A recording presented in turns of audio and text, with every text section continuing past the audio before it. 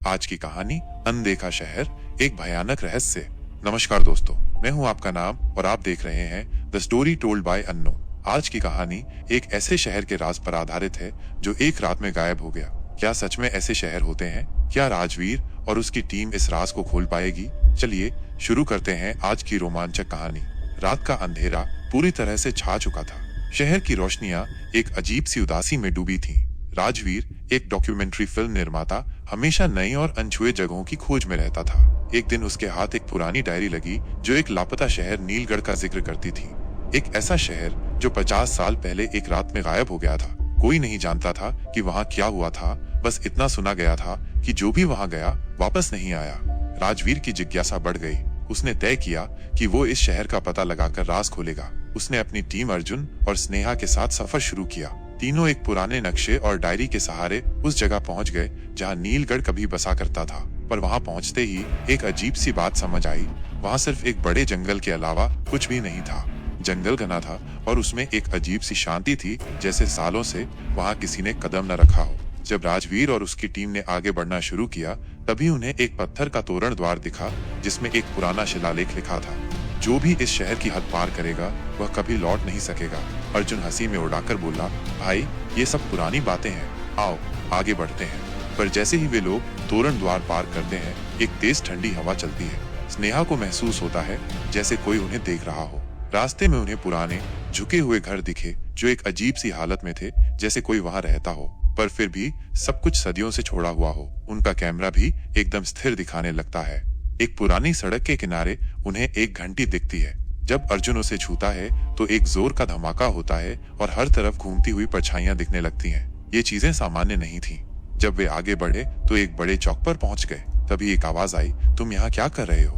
तीनों ने झट से पीछे देखा। एक बूढ़ा आदमी उनके सामने खड़ा था। उसका चेहरा सूखा हुआ, आंखों में अजीब सी चमक। उसने कहा, जल्दी भाग जाओ, जब अंधेरा पूरा छा जाएगा तो तुम भी यहाँ के हो जाओगे। राजवीर ने पूछा, यहाँ ऐसा क्या है जो इतना डरावना है? बूढ़ा आदमी चुप रहा। तभी एक औरत आई, अब कुछ नहीं हो सकता, तुम लोगों ने शहर की दहलीज पार कर ली है। ये शहर अब तुम्हें अपना बना लेगा। तीनों एक दूसरे को देखने लगे। ये कैसी अजीब बात हो रही थी। जब वे और आगे बढ़े तो उन्होंने देखा कि हर गली में कुछ न कुछ अजीब था। एक जगह एक लड़का खड़ा था, उसका चेहरा एकदम फीका, और उसने कहा, मैं यहाँ 20 साल से हूँ, पर एक दिन भी बुरा नहीं गुजरा। तुम भी रुक जाओ ना। स्नेहा चीख पड़ी, ये लोग सामान्य नहीं है, ये सब शायद। अर्जुन बोला, भूतों का शहर है। एक औरत ने आगे आकर कहा, अगर तुम यहाँ से बचना चाहते हो तो तुम्हें एक काम करना होगा। तुम्हें इस शहर के सबसे पुराने मंदिर में जाके सच्चाई ढूंढनी होगी। पर याद रखना, अगर तुमने गलती की तो तुम कभी लौट नहीं पाओगे। राजवीर, स्नेहा और अर्जुन बिना सोचे मंदिर की तरफ भागे। पर रास्ते में एक एक करके हर चीज बदल रही थी। जो सड़कें थी वो गुम हो रही थी, जो पेड़ थे वो हिल रहे थे जैसे उनमें कोई शक्ति हो। तीनों भागते रहे। मंदिर एक पहाड़ी पे था। जैसे ही वे उसके अंदर घुसे, एक पुरानी मूर्ति थी जो चमक रही थी। उस मूर्ति के नीचे एक पत्थर लिखा था, यहाँ जो भी आया उसने अपनी सच्चाई खो दी। अगर लौटना है तो अपनी सबसे बड़ी गलती को स्वीकार करो।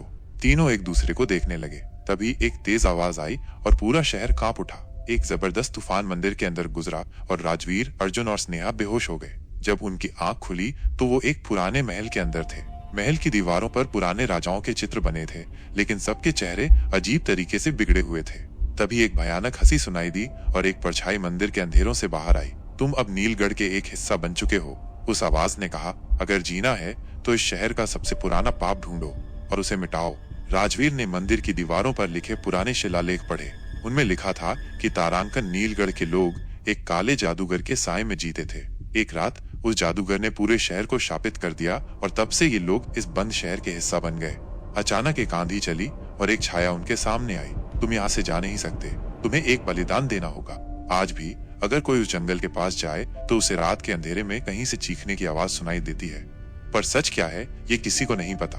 अगर आपको ये कहानी पसंद आई तो वीडियो को लाइक करें, शेयर करें और the story told by unknown को सब्सक्राइब करना न भूलें। मिलते हैं अगली कहानी में।